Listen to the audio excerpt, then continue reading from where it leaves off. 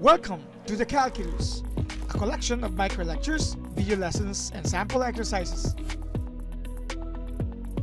Let's apply the differentiation rules in computing the derivative of this given function.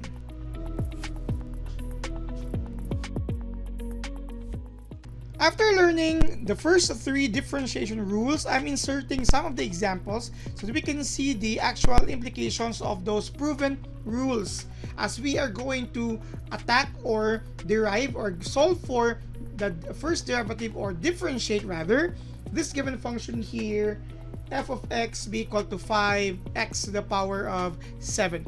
So we're going to use the identified and proven rules in the previous two videos, and we'll have other example later before moving to other proof of differentiation rules. So again, our function here, f of x is equal to 5x to the power of 7. If you're already familiar with differentiating algebraic functions or polynomial functions or any expressions, then it is easy for you. But let me apply here the rules so that you will be guided with what are the implications of those and why do we need to prove them first before applying them in the situation. So to solve for this, our first derivative or the differentiation of this is, of course, this is an example of a constant multiple.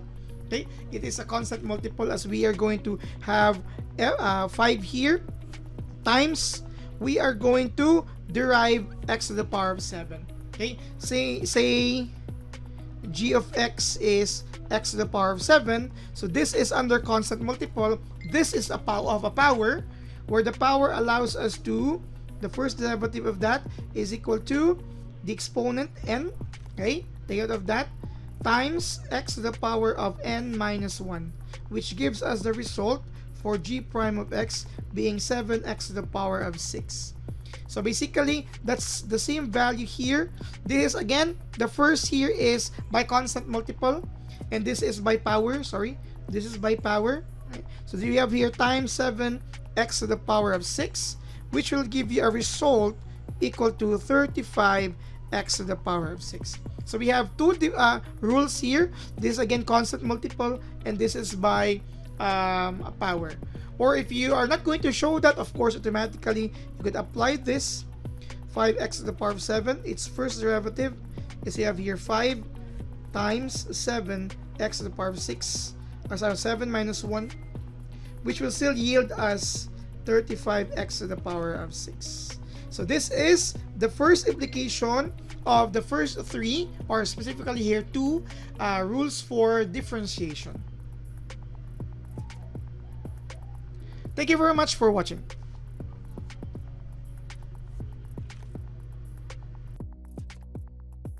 So what are you waiting for? Subscribe now.